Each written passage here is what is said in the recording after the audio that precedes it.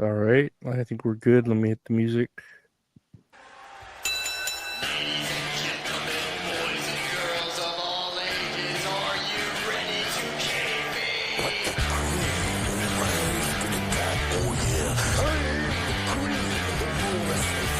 Talk about your songs, talk about John 316. Austin 316 says I just whipped your ass. I've been hanging out with Garden Beach with my main squeeze deep. I know 20,000 leagues under the sea, 40 nights and 40 days. I hung and bung on the Titanic in Hercules. This is where the power lies. Fuck her broken, body set. How many times you said me? So my money so stood on it. I call it Tokyo, Terror, German, fuck all of you. You know, poor people don't like AEW. That's all kayfabe. All right, everyone, welcome to another rip-roaring episode of That's All Kayfabe. I'm here with Gabe. How you doing, Gabe? I'm doing good, man. How about yourself? Tired, as always. Just Hell a tired yeah. man. As it should be. I keep on waking up before my alarms now. Oh, yeah? And, That's hell. but That's hell. It absolutely is. Like Sundays, I try to wake up at 10, so that way I can have like a couple of hours before we record, like to like clean up or like take a shower, shit. Mm-hmm. And I woke up at 9:15, and I was just wide awake. I'm like, man, this fucking sucks. I'd set my alarm today at like 8:15 because I wanted to like get up and go feed the dogs and let them out, and then like make myself breakfast and have like a lot of time. And then in case I wake up, because I've been waking up with headaches. I don't know why. Maybe it's like my medication or lack of medication, but just have time to like when you want to take that extra nap before. So I did that, but I woke up at like 10:15, and I was Hell like, yeah. fuck, that felt good though to fucking sleep, but I still had time to do all my shit and get to this. Hell yeah, badass, man. Before we start, I have a very important announcement to make. This episode is episode 69. Yes. Nice. Nice. I was like, so there has to be 69 jokes in here that go along the way, but yeah, I'm good. I'm awake. I'm rehydrated. I took a shower. I took a shit. Got out of bed. I'm ready to go. Hell yeah. And in honor of the 69th episode, I will be auctioning off my virginity to the best bidder. I mean, I would prefer women, but if men have the cash, if men have the cash, I was like, if men have the cash, I've got the ass, so we can do it that way. I got $22 at the first bid. That's pretty good. That's pretty good, dude. You can buy a fucking bucket of chicken with that. I've been wanting to eat some chicken lately. Like KFC? Yeah, specifically KFC, because I saw a commercial for it that had like a deal on a certain day, and I don't remember what it's probably on a Tuesday or a Thursday, but where you get a bucket of chicken for like $10, and I was like, man, KFC is good, but their chicken's always so small. It's like premature babies. Small. Yeah. You ever try their it's not even finger licking good sauce, it's just called KFC sauce now. It used to be called finger licking good sauce. Yeah, can I get some finger licking good sauce? And I'm like, man, that sounds like from a fucking movie, like from the 90s. Like a Kevin Smith film or some shit. Dude, but it's pretty good. It's a really good sauce, but their gravy alone is super good. Like literally crack cocaine. Like, it's addicting. I've never been into gravy. Like, I wish it was like a better color. It's just like white or brown. You know, what color would you make it? I don't know, because maybe like barbecue sauce colored. What color is that? Ooh, like a dark brown, like a mesquite, or like a maroon brown. Yeah, like a maroon brown. Almost. Mahogany. Like mahogany. Yes, exactly. If it could taste and look like mahogany. Man, I would dude, lately I've been a sucker for mac and cheese. Like, dude, no, mac and cheese is really good. Fuck You know what has really good mac and cheese? Chick-fil-A. Chick-fil-A has delicious mac and cheese. But their portions, man, like you order a regular mac and cheese, and it's done in one bite, like 2 bites. Mm-hmm. Yeah, I went to Chick-fil-A on Saturday. I bought 2 meals and a gallon of sweet tea, and I came out to like over $30 probably. God damn it! But it's so good. It is good, man. Especially the Chick-fil-A sauce. Again, that one's yellow. Would you prefer like the gravy to be yellow? I think no, so. That's not. Oh, okay, never mind. But not like mustard bright yellow, like a fucking like a pastel yellow, like a Easter yellow. Like a soft yellow. Yeah.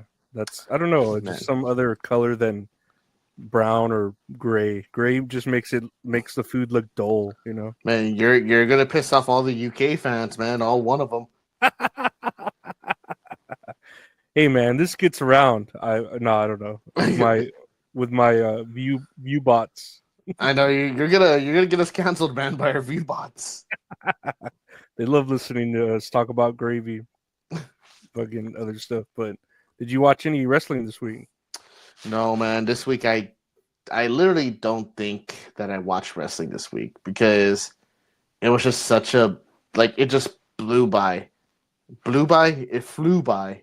I'm having a stroke right now. Same thing. No, I've had many strokes this week. Mm-hmm. Yeah, nice.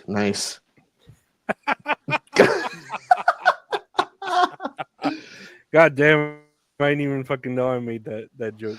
Oh man, that was good. That was really good. That blew by me. I blew over my head. Shit. But I know you were just telling me not that long ago that you were able to watch a lot of wrestling this week because I know as far as news wise, it was kind of a slow week. Yeah, there wasn't really. I mean, except for that one spot, and we'll get to it later. Man, that was like the talk of the week, I think. Other than, well, no, actually, there was like 2 spots. There was, and we'll get to it, the Jey Uso spot, and then the Jon Moxley spot, and those were like the spots of the week, which I guess that's a name for an episode. Yeah, they were both ugly for 2 different reasons. Yeah, yes, 2 very different reasons. Mm-hmm. Yes, man, yes, but we will get into that. But first, let's start off with what we saw this week. Yeah, let me get to it. So, Raw was in Brussels, so it had a weird start time of 2 p.m. Which I'm pretty sure I watched it at that time. I don't think I was really fucking busy, but Raw in Brussels, Penta announced he wants to go after the Intercontinental belt. Ooh, hell yeah!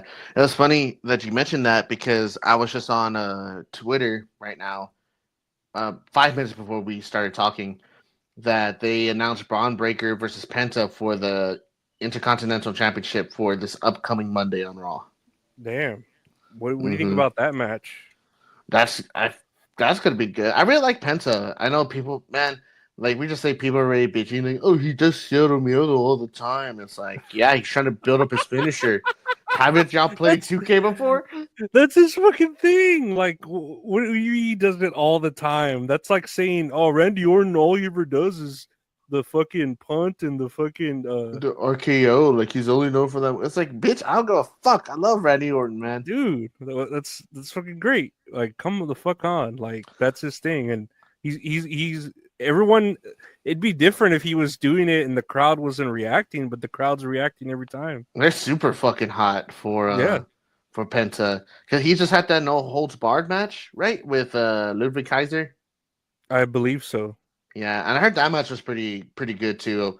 I'm really liking Ludwig Kaiser. Like, he's starting to grow on me. He's really good at wrestling and talking and just like selling in general. I was like, man, he's kind of like the whole package. It just makes me sad because I wish that other guy was still with them, the Giovanni Vinci. Yeah, the guy. Did they release him? Yeah, man, that breaks my heart. They released him, and he was just incredibly talented, dude. It's such a shame that they broke him off from Imperium. It breaks my heart. Yeah, he was like the high flyer, right? He would like fucking do off the the rope to the outside of the ring spots and shit like that. Dude, he was incredible. Like, I'm still a fan of Fabian Eichner if he still decides to go by that name. But nothing but the best to him. But other than that, yeah, I'm excited for Penta versus Braun Breaker. That's gonna be fucking sick.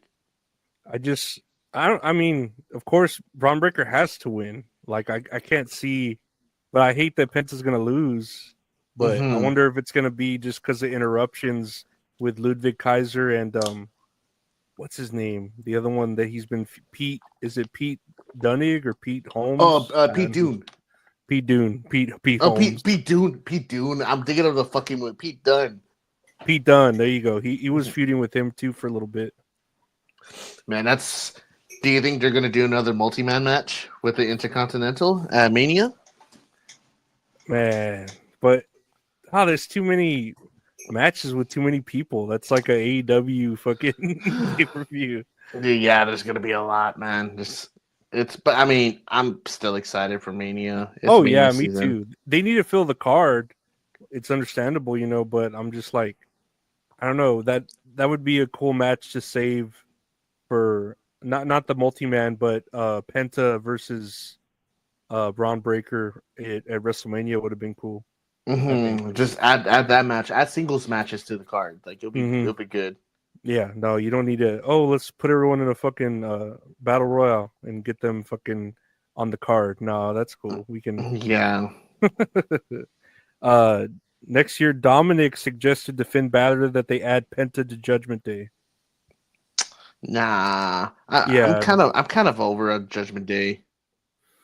I don't know why they're still together. I mean, I like that Carlito's getting work because he's probably the best part of Judgment Day, but they all can kind of. And then Dominic, of course, like that's like the best thing for him is being.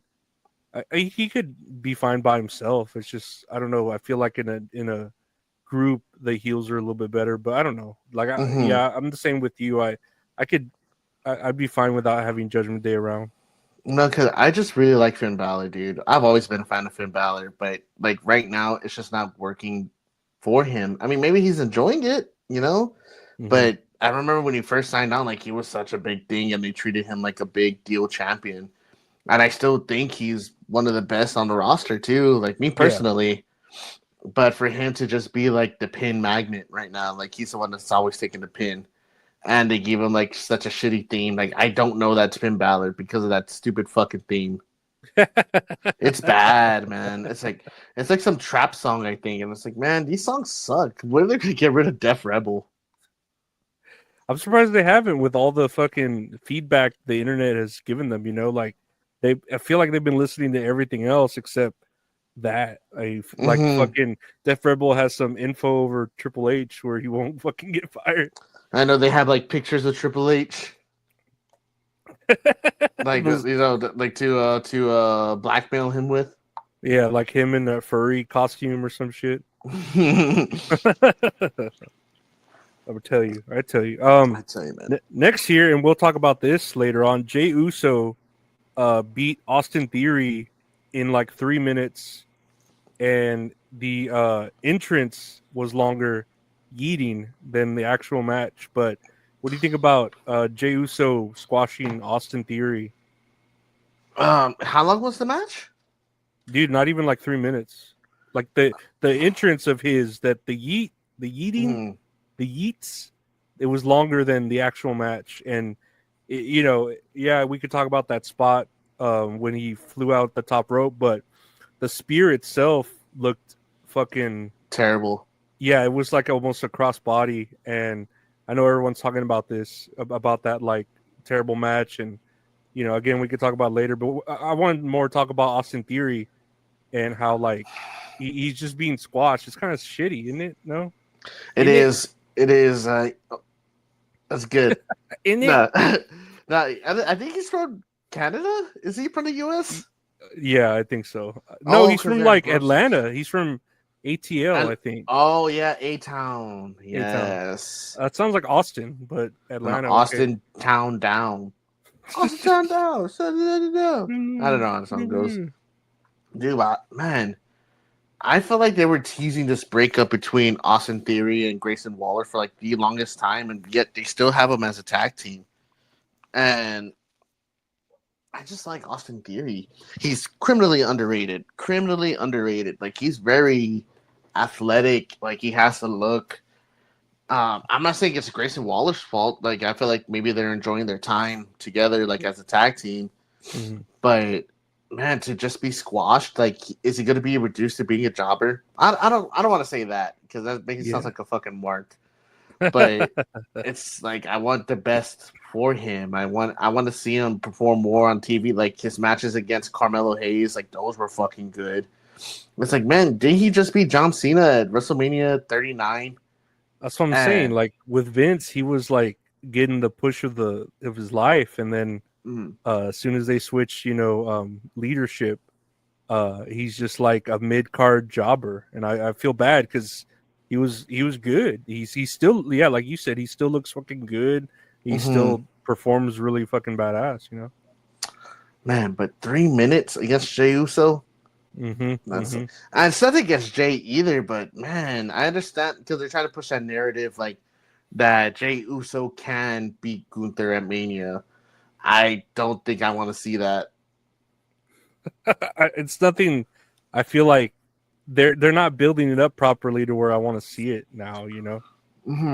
Like with Gunther, they're having these matches like against like Axiom and like other performers, like long matches. Like, damn, dude, show that. Like, that they could show him as a dominant champion and show Jey Uso as someone who could come back from the depths, like as an underdog.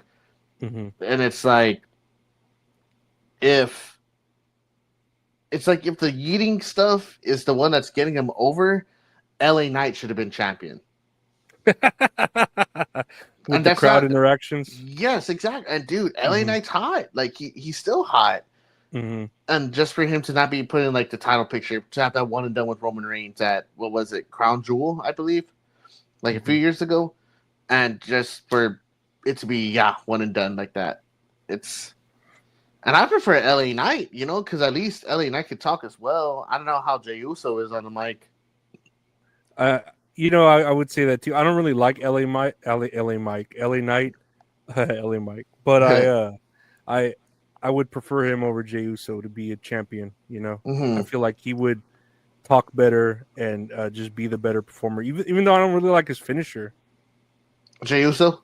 No. Jey Uso. Oh, the BST. LA Knight.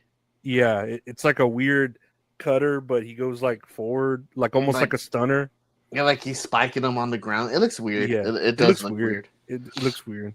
But I don't know how to say it. We can talk about Jey Uso more later. Yeah, we're gonna talk about Jey Uso, but yeah, Austin Theory, I feel bad for him just like being a 3-minute jobber. He's obviously tougher than that. Like, get local talent if you're gonna do something like that or something. Get someone from Brussels. It's okay.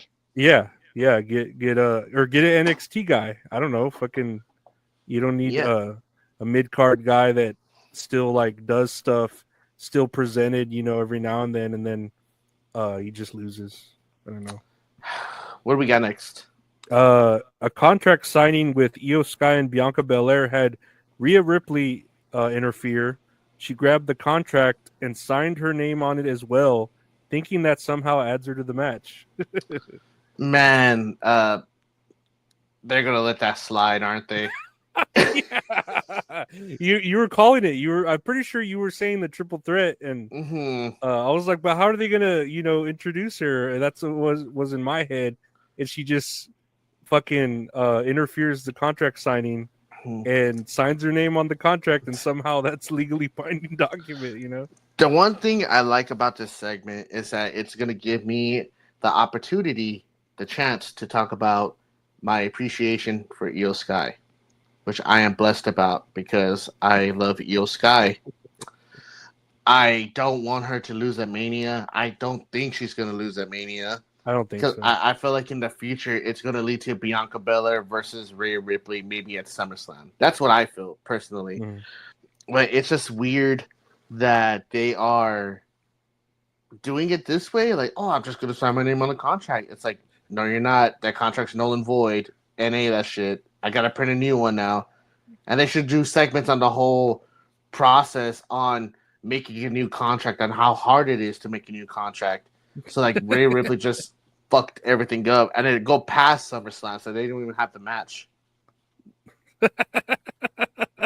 Her segments are just her lawyers trying to deal with this whole contract shit for years.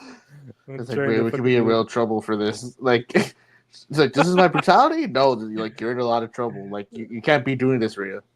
But just bringing the realism into it, every time a wrestler would get arrested for assault, when they weren't, there's always like interference before the match. It's like, you just assaulted them. We're arresting you. We're firing you. Yeah, you are going to fucking prison without bail, Rhea.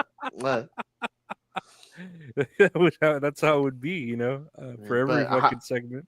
How do you feel about this match potentially being on the card? Like, I mean, I'm gonna enjoy it. I'm open to it now. Like, now that, and we'll talk about it, I guess, later. There's another triple threat that's a big deal. This one I don't mind. I just hope and pray that Io Sky doesn't lose. I know, me too. Because she's really, I don't know. She was never on my bad. Like, I never not liked her, but she's growing on me as a talent because I saw a video of her on fucking the Celtic workouts with her Dakota Kai, Sheamus and Dakota Kai. Sheamus, and it was good. She was hilarious. She's cool. Like, opening up, it was like cooler, seeing her. Yeah, and she was adorable, and I was just like, yeah. And then seeing her when she did fight Rhea Ripley, it was pretty good. Because all I would see every now and then when I watched her is I felt like a Lost in Translation, where she would miss a couple of spots here and there. But it's like, oh, like you notice it. Yeah, but the littlest things, that's me like fucking examining everything, Yeah, But yeah. As far as I don't know, like it's cool, the storyline that Rhea Ripley has never beaten Io Sky in a one-on-one, and I like Bianca Belair. She's a great looking athlete and a fucking pretty good wrestler. So I just hope Io Sky comes out of this winning, and they don't just have her be a transitional champion like my boy Shinsuke, or our boy Shinsuke, where he just like lost the belt. That broke my heart. That did break my heart. But to be fair, I'm not enjoying this character change you're doing with Shinsuke, where it's like he's like a shogun. I was like, I felt like that's kind of racist a little bit. I don't know. What do you mean? That's the greatest. I love racism. But I loved him as a rock star. Like him, just like nonchalant, not giving a fuck. That's what I like. I like. I mean, no matter what, I'm gonna like Shinsuke Nakamura. I follow him like on everything.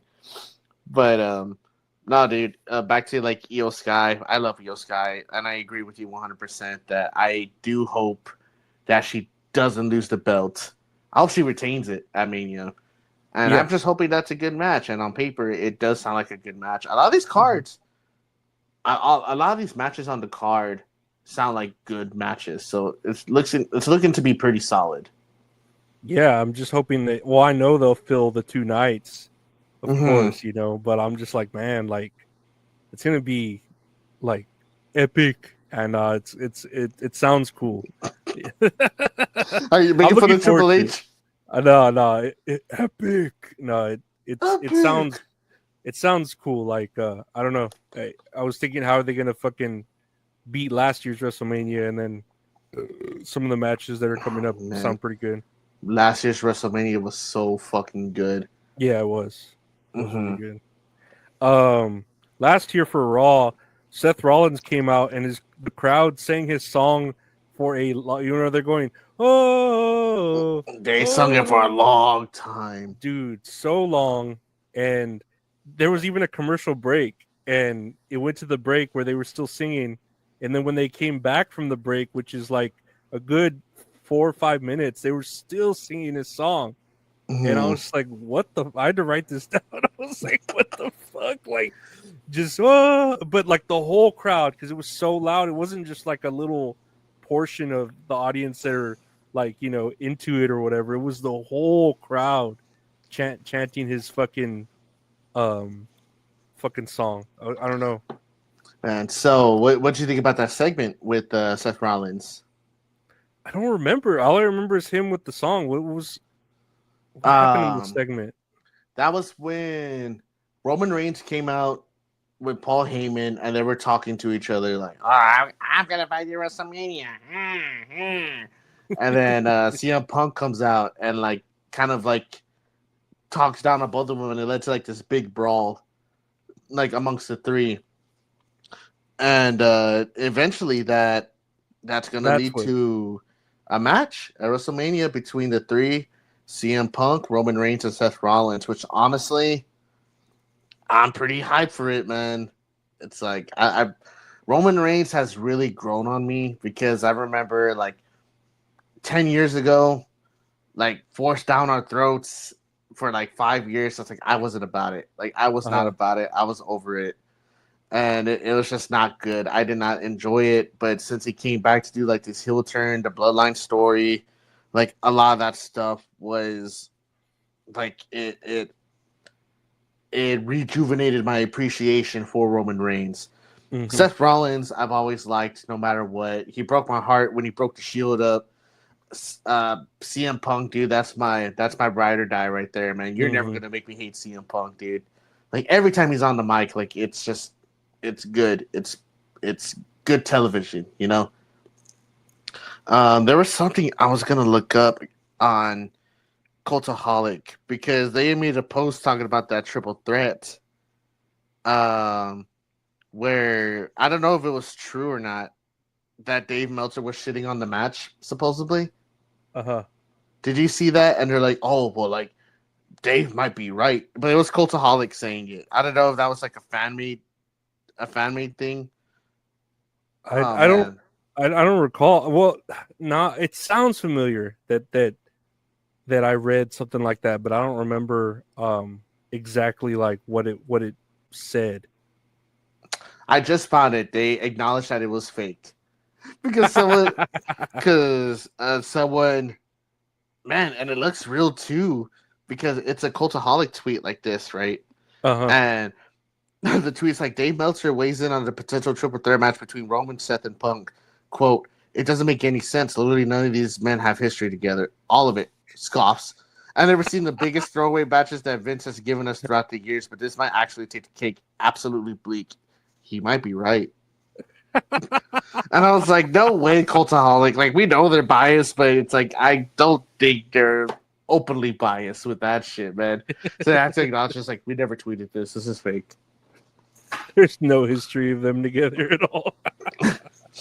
Man, but what's your opinion about this match happening? I'm fucking excited. It's just the whole like concept of a three-way and how it's no DQ automatically, and you always kind of know who's gonna get pinned. Like I feel like Rollins is gonna get pinned because he just is so used to being the workhorse and getting the pin. Mm-hmm.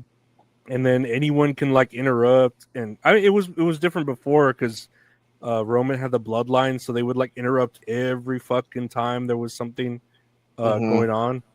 But I am excited for it just because they're all it's hyping me up with the way they're doing it, you know. Mm-hmm. Yeah, it's good television, man. I'll make a wild pick right here that Roman Reigns is going to be taking the pin. Really? I think so. Me personally, I want CM Punk to win. But, yeah, I want CM Punk to win. Yeah, I don't think Rollins is going to win. But if someone has to take the pin, I'm going to say Roman Reigns. But I think you are right. Like logically, it might be Seth Rollins. Yeah, I feel like probability-wise, he's used to taking the fucking pin. If Roman Reigns gets pinned at Mania, I am going to Vegas and putting it all on black. That's a safe bet. Black is beautiful. It is beautiful, of course. That's what I hear. That's what I hear. Red is diseases. Is that right? I don't know. Well, your shirt is blue. Your shirt is red. No, my shirt's actually orange. Your shirt's orange? I thought it was red. I was gonna be like, mine is black. Oh, I see it now. Yeah. Yeah, I have to like do it. I don't know. It's weird. It shows red, but then when I like go a certain way, it goes back to orange for some reason.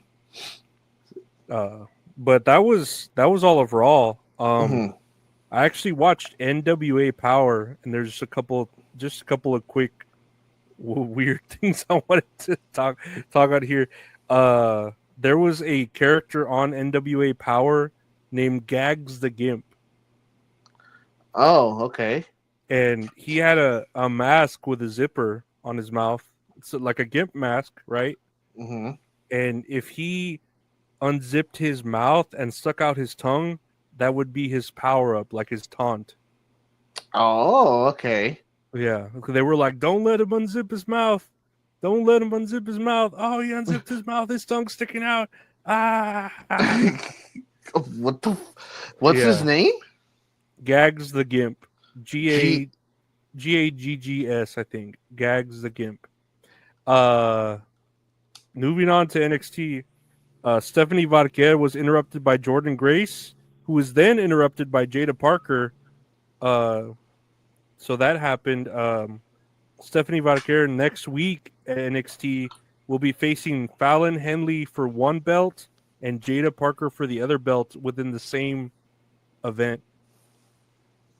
Hell yeah, that's gonna be fucking badass. Good for her, man. She's so gorgeous, man. Dude, she is. It's ridiculous. It's crazy. It's ah. Now that she is, you know, that move she does with her legs where fucking Booker T all- goes all crazy. Yeah. I see everyone doing it now. Did you see? Well, you didn't watch wrestling. My apologies, but Charlotte Flair did it in the ring when she faced BFAB or whoever she faced. BFAB, yeah.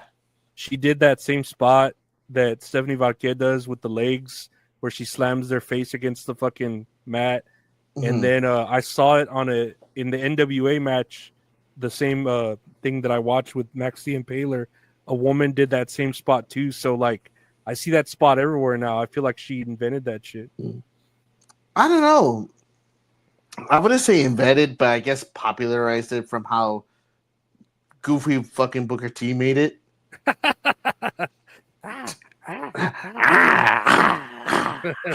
Like Austin Powers bullshit. I got here. Stone Cold was announced to be signing autographs at WWE World both days at WrestleMania. Do you think he'll be a part of WrestleMania? I don't think he would. I don't think he'll show up. I don't see a reason for him to be a part of the show as far as like showing up to be there. Like, I mean, if he's already doing autographs, I don't see why not. You don't think they'll just have him like Grayson Waller come out and he'll drink some beers and then get a stunner. He'll drink some real American beer from oh man. Dude, I just recently saw a commercial on YouTube for real American beer, like with Hulk Hogan in the commercial. That's one of the cringiest fucking things I've seen. It's like him still doing his like Hulkamaniac character, because I mean that's gonna be him for the rest of his life, right? Oh yeah, he's damn good. But like he's like 70-something years old, like just bones, and like it just looks sad. I need to look up how old Hulk Hogan is. But I was like, man, dude, I'm still not gonna buy your shitty fucking beer. I don't even drink beer. It doesn't look appealing. I don't know. I mean, I don't drink beer, but it's just like the whole concept is just him and the fact that it's American beer and it's trying to get on it's American. It's real American beer. If you're American, you drink this beer, you know? Oh, dude. And then Americans are gonna fucking swallow that shit up. I already know they are. He's 71 years old. That's how old is my dad? I think my dad is 66 or 67. I don't remember. I know he's past the retirement age. He's not retired, but he's past the retirement age. That's wild. Yeah, you know how it is, life. They also announced the Roast of WrestleMania featuring Tony Hinchcliffe and friends. Have you ever heard of Tony Hinchcliffe and Kill Tony? Oh, is that him? Yeah. Ooh, big yikes. Yeah, that's gonna. Well, they announced it, and it's gonna be like a private event, like the Dead Man Show. Oh, okay. Like a one night after WrestleMania. I don't know what night. Maybe Sunday, maybe Saturday. I don't know. but They it's going to probably be do like, something like where they had to lock up their phones, right? yeah, definitely. They're going to lock up the phones. But what do you think of that? Them partnering with Tony Hinchcliffe to do a roast? Because I feel like they're pushing the shit out of this as well on their commercials. That's interesting though. Like Right? for Kill Tony to be that big, to be like a part of WrestleMania. That's crazy for it to be like an event that goes like it's in tandem with WrestleMania, a fucking roast. Mm-hmm. And I to mean, hire that's him. cool. Here's my thing, man. I'm trying to think of a way to explain this, so please bear with me. Yes. So you know how like Joe Rogan is like for like manly men, you know, like oh whatever, like I'm outside, whatever, you know, Joe Rogan's right, you know, you ever listen to him? Like, Arguably, yes. so, like how muscly men are into that, like they're also like into UFC, and then since UFC became a merger with WWE under TKO, that's what WWE is trying to be, like a professional sports company to an extent. Like it's still entertainment, don't get me wrong, but everything's entertainment to an extent. But I feel like Kill Tony is also that same thing where like those type of like I guess like airhead machismo men, where they're like, oh man, like this is fucking funny, like you gotta watch this, you know, like, and they unironically listen to like Kid Rock as well. So that's why I feel like Kill Tony is like a part of that. But I feel like WWE should like, you know, be careful with it. I mean, some of the stuff I see on Kill Tony, like it is funny. Don't get me wrong. It's just like not my cup of tea. Like you know, I'm not a manly man. I'm just a man. No, I used to like religiously watch Kill Tony, and I kind of fell off of it.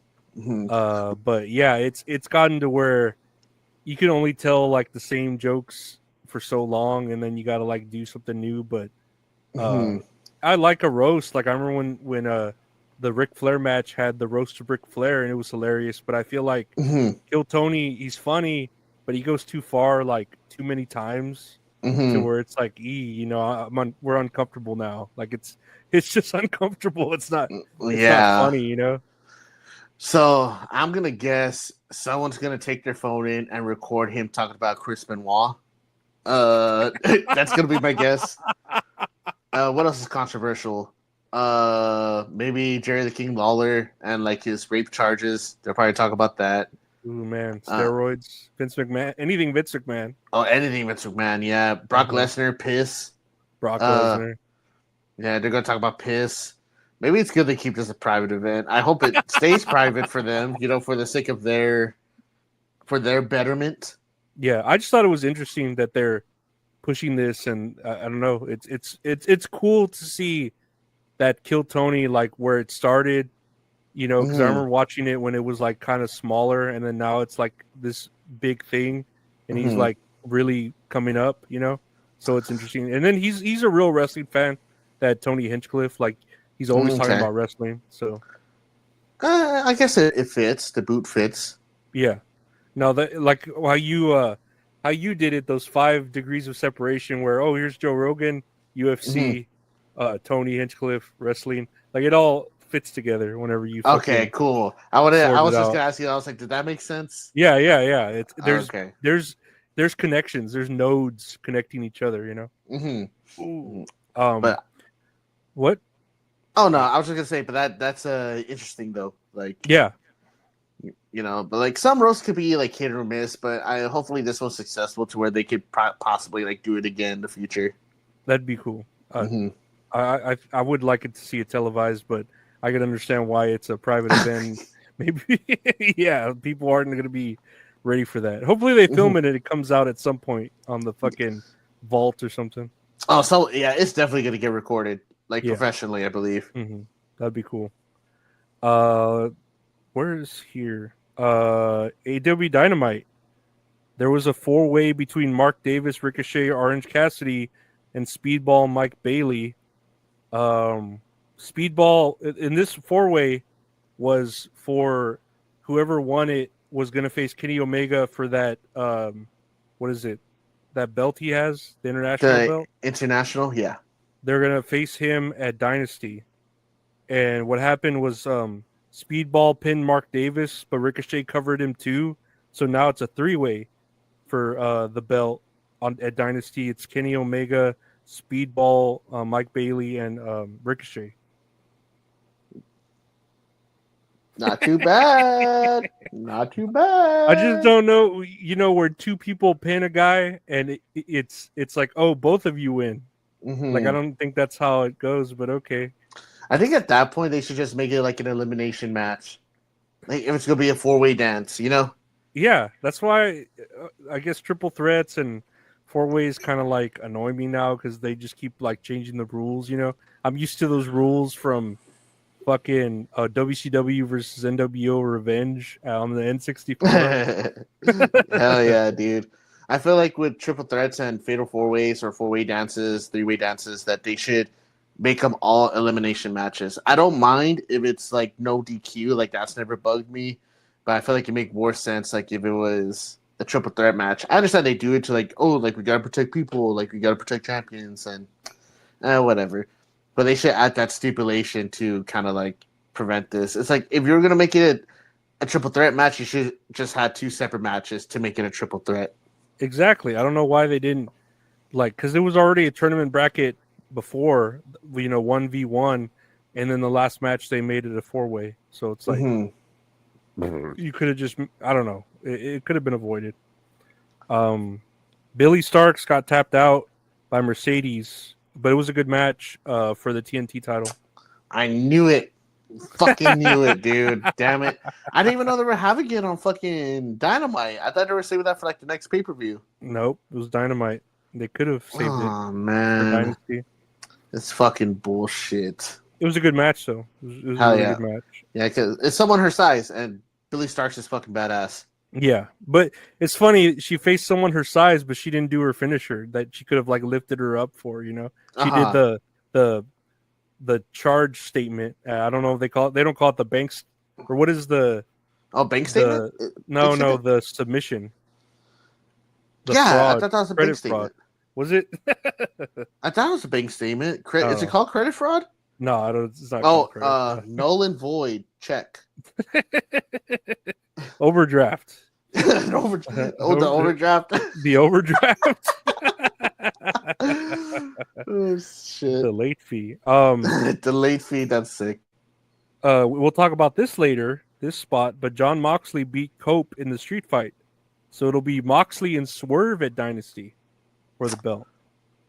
Man, I really want Swerve to win it, dude. I'm too. tired. I'm really tired of this Death Rider stuff. I'm tired. So tired. So tired. Oh, these humans. They man, what's that fucking comic panel from Watchmen where's Dr. Manhattan on the moon? So these humans, they make me tired. Jon Moxley, Death Riders, continue on. It has sufficed to stay. Fuck, I don't know. And then even this match, I was like, really? Fucking Cope, that fucking name. Cope still didn't win? Mm-hmm. Like, I don't know. Even after that spot and all of that, which we'll talk about, but it's just like finally here on Collision, Megan Bayne and Toni Storm at Dynasty for the women's championship. That should be good. I think so. When is Dynasty? Do you know? The 7th? April 7th? Yeah, pretty sure. Okay. So that's what, like 2 more weeks? Wow, they're doing a proper build-up for the next pay-per-view. That's good. AEW Dynasty 2025. April 6th. I'm sorry, April 6th. Oh, April 6th. That's on a Saturday? Let's look at the date. No, it's Sunday. April 6th on a Sunday. Oh, on a Sunday. I'll probably catch it, maybe. I really want to see Swerve win. That's my main thing. Yeah, I really want Swerve to win. The whole Megan Bayne, Toni Storm, I wouldn't mind if Megan Bayne won. Toni Storm, I don't think needs a belt to be entertaining or an attraction. She doesn't. No, so that's pretty good there. I next year, what do I have here? Wait. I watched Juggalo Championship Wrestling, and just a couple of quick things. Okay. Yeah, I watched a lot of wrestling this week. Hell yeah. Luigi Primo was in the opening match. You remember Luigi Primo? Luigi Primo? Do you remember him? He was. Let's see. I want to say yes, but I don't remember. You got to show me a picture. Oh, you'll remember him when I show him. Hold on. Luigi Primo. I love it.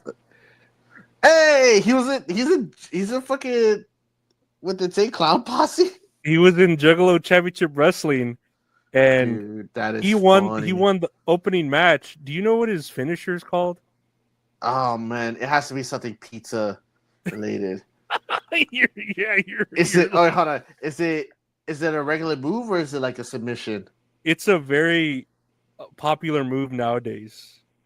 It's like it's a pizza cutter. Yes. Oh, yes. Let's go. How the fuck did you get that? Dang. I love that. Yes. It's a pizza cutter. Dude, that made me so happy.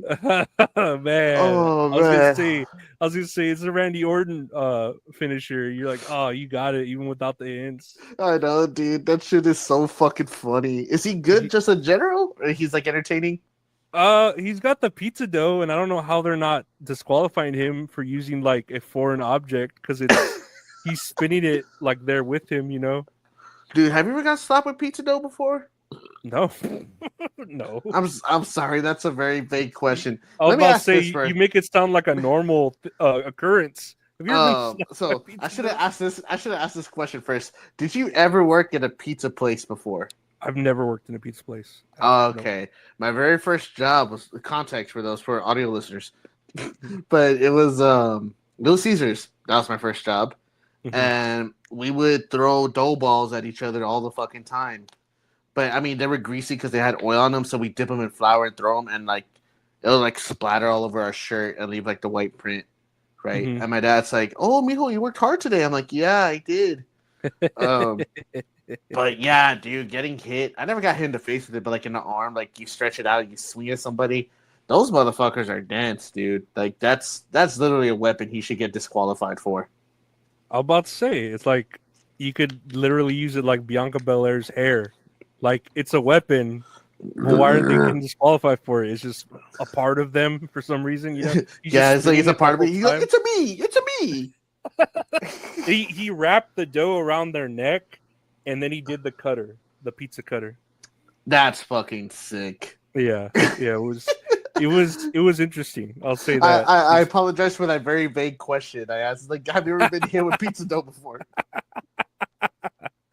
But he's on Juggalo Championship Wrestling, and I also saw Sunny Kiss. Sunny Kiss was the Battle Sunny Royale. Kiss. Okay. Yeah, I think it was she or he. My apologies. I don't think they go by they because they kept saying she. I think and her. But Sunny Kiss won some sort of Battle Royale. I think they have like a Battle Royale every event just to have everyone out there. You know. That's funny. Do they only have that like for like whenever they do shows? Supposedly they do a show every week of their shows called Lunacy, JCW Lunacy. Man, that sounds kind of cool.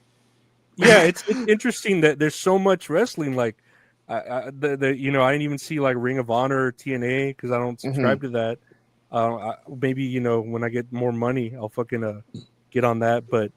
I just like, I'll watch this and see what happens. I'm like, oh shit, Luigi Primo. Oh shit, Sunny Kiss. Huh. Man, I actually like Sunny Kiss. They are good. Or she is good. It was interesting. It's funny seeing Luigi Primo still fucking get work. Hell yeah, dude. That makes he should be on the PWI 500. At least 498, 499. 499. You know what? I'm going to look up Luigi Primo and see what he was ranked. Continue on with what you were saying. So here's SmackDown. Kevin Owens versus Randy Orton is confirmed for WrestleMania. That's going to be... I was confident that match was going to happen. But what do you think about that? I'm not a big fan of Kevin Owens. I love Randy Orton. I think he's better as a heel, but I do like that everyone's cheering for him. I think he's a better anti-hero. Well, that's kind of what he is, an anti-hero. He's here being a asshole to, it's fight Owens fight, but now lately it's just been bitch Owens bitch, you know. Ooh, good. And no, I don't know. I don't know about this, but here I am saying I wish there were more one-on-ones, and then I hear this for WrestleMania, and then I hear this one. I don't know about it. I wish there was guess, good one-on-ones. Man, I just love both guys. I you know me, I fucking love Kevin Owens and Randy Orton. Like, you're not gonna make me hate him. Like, you know, as of today, like the 2009 Randy Orton, though, that was a real piece of shit. But I mean, yeah, I'm excited to see what this match happens. I wonder. I'm really hoping Randy Orton does the punt. Like, that's what I'm hoping for. Yeah, everyone's building up for that fucking big old punt. He needs to fucking. He's got his leg itching to punt.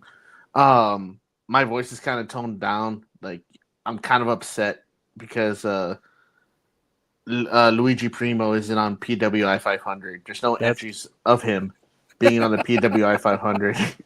Well, that must be a clerical error. There has to be. I know. Where's Dave about this? He may be right. Yeah, I got to shoot him an email. For $10 a month, I could probably shoot him an email, right? Or $12 a month. I know. I'm gonna message him. Here's $15. Why is he on there? And then he's just gonna message me back. Thanks for the 15. Plans change. Bad guys. What did Razor Ramon say? So, nice guy. No. Man, good times don't last, but bad guys do. Something like that. There you go. Yes, that sounds right. That sounds right. That was fucking great. Fucking Hell Razor Ramon. Rest in peace. Rest in peace, dude. Fucking badass finisher. I love the Razor's Edge. Oh, the Razor's Edge. The perfect finisher. I remember Razor's Edging so many people on my trampoline as dude, like, quick story. Richard has legit Batista bombed me on my friend's trampoline before. And it's very amazing. I didn't know he had that strength, like, to him. Was he like angered at the moment? Were you talking shit about his favorite wrestler, Ric Flair? I think it was that, and then he did the taunt where he's like shaking up like that. So he's like, his adrenaline's pumping, and like, dude, legit, because I remember we're in high school, so he didn't know how to kick in the like midsection, so he kicked me in the dick, and like I was literally in pain, and then he just proceeds to do the Batista bomb on me, and he drop kicks me.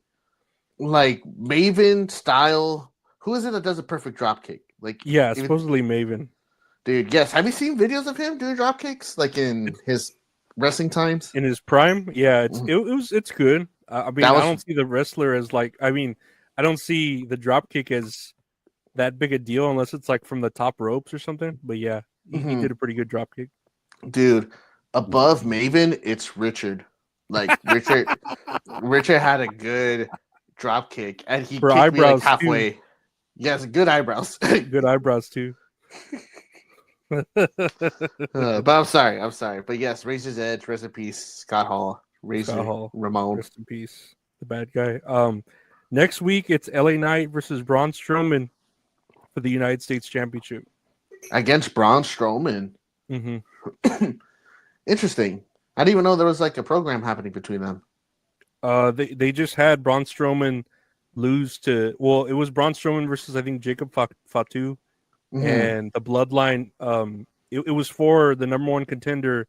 He got disqualified. Yeah, he got disqualified because of the Bloodline. So I'm guessing the Bloodline might interrupt again because they're building up Fatu or someone like the Bloodline versus Strowman, which is pretty cool. That Fatu is fucking. I believe he can face a guy like Braun Strowman. Dude, it's like I would want to be friends with Jacob Fatu, but I would not want to piss off Jacob Fatu. I'd be scared to be around him when he's mad at something else, you know? I hope he doesn't have anger management issues. That's what I'm hoping for. But I see videos of him like talking about like his life in prison, like he changed his life and like he's doing good for his daughters, and I think about him getting a video of the Boogeyman, and then he's just like, ah! Oh, yeah. That's fucking great. Yeah, I was just like, man, I was like, I hope, please, Jacob Fatu, you are your treasure, and we want to, like, we'll protect you. Yeah, bubble wrap him. Keep him fucking saran wrap him. I'll get one of those baby carriers. I'll put him in it, and I'll carry him everywhere. Like pat him on the back. Get one for the other one. Yeah. Oh, with that Tabatonga, he's gonna be on my other back. Yeah. I said we'll get fries later, Tama. Don't worry, we'll get it. And then Jacob Fatu is gonna be like, I love you, Solo. Be like, I love Solo too. It's okay. Take a nap. Take a nap. Yes, we all love Solo. Yeah, we all love Solo, mijo. We all love Solo. Next on SmackDown, Selena Vega against Piper Niven. Selena, I hadn't seen Zelina in a while, but she lost. Oh man, I like Selena Vega. I mean, I believe she couldn't. In reality, I don't think she could beat Piper Niven. So I was like, okay, that's cool. I thought Zelina was going to win, but I felt bad that she lost. Mm-hmm. But I like Piper Niven too. Yeah. She's growing on me too with their gimmick, the Secret Service shit, you know? Oh, yeah, it's funny. Like, it's just funny. comedy gold. It's good. Jade Cargill versus Liv Morgan, and what they were saying was the first singles match for Jade since September. Heel Naomi came out and interfered, and Liv Morgan won. Wow. She beat Jade Cargill? Yeah, because of Naomi interrupting or distracting. She hit Jade with the tag team belt while they weren't looking. Naomi. Oh, okay. Excuse me, I had a bubble in my throat. Do you think that's going to lead to a program between Jade and Naomi at Mania? It has to. Yeah, it has to, and that'd be all right. I like. Jade is looking a little bit better in the ring for her singles thing, and I like heel Naomi. That's pretty cool. Yeah, she's doing some pretty good promo work. She's doing some good stuff. Yeah, it's cheesy, like it's all really dramatic, but I don't know. I don't mind it. It's so over dramatic, but I don't mind it. It's like it has to be. Yeah, it's like a Tyler Perry movie. Yeah, it's that entertainment aspect of it that keeps people entertained. It keeps them intact with that story. Mm-hmm. No, absolutely. I and then Liv Morgan, I like her. She's growing on me too. I didn't like her at first. I was like, well, I mean, yeah, she's hot, but I'm like, I don't know. I don't like her as a wrestler, but I'm starting to like her as a wrestler. No, I do like her as a wrestler. She is really, really good. Next week, Pretty Deadly will face the Street Profits for the Tag Team Championship. Yes, boy. Yes, boy. I thought that was, I don't know. I'm just like, bring in, and we're talking about this, bring in the Lucha Brothers so they can fucking have the belts. Oh, dude, I know. I'm excited for Phoenix to show up, man. Man. And then here on SmackDown, it was confirmed that triple threat for WrestleMania: Seth Rollins, Roman Reigns, and CM Punk. Hell yeah, man! It's gonna be good. And lastly, here Collision on Slam Dunk Saturday, because they're gonna have another event today for Sunday. Danny Garcia and Adam Cole had a match for the TNT title. They had a match last week too, as well as Julia Hart and Queen Amanita had a match last week and the week before. So they've just been like rehashing these matches. Really? Yeah, and Danny Garcia and Adam Cole had it for the TNT title, but they went the 20-minute time limit, so nobody won. Man, I like Daniel Garcia. Yeah, no, Daniel Garcia is cool. I wish he would. I'm not into his hair. His hair. What's his hair look like? Did he change it recently, or it still looks the same? No, it still looks the same, but I don't know. Like, I don't know if when he was in the Jericho shit, he was wearing a hat or something. Like the fedora. Was it a fedora? I don't remember. I know he wasn't wearing the bucket hat. Let me see. Here's a recent picture, or I don't know if this is recent, but I don't know. I just not feeling. He looks different than this, but I do like him as a character and his little dance where he, swings his little boner at you. Daniel, stop.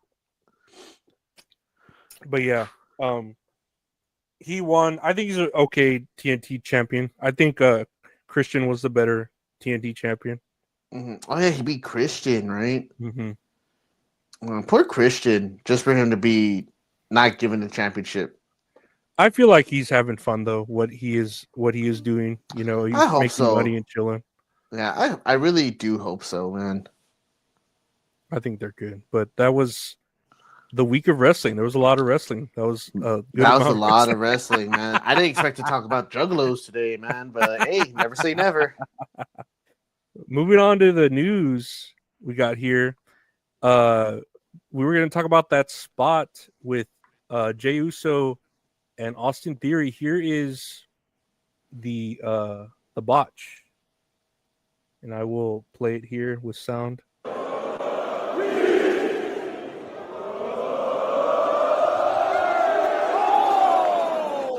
Ooh.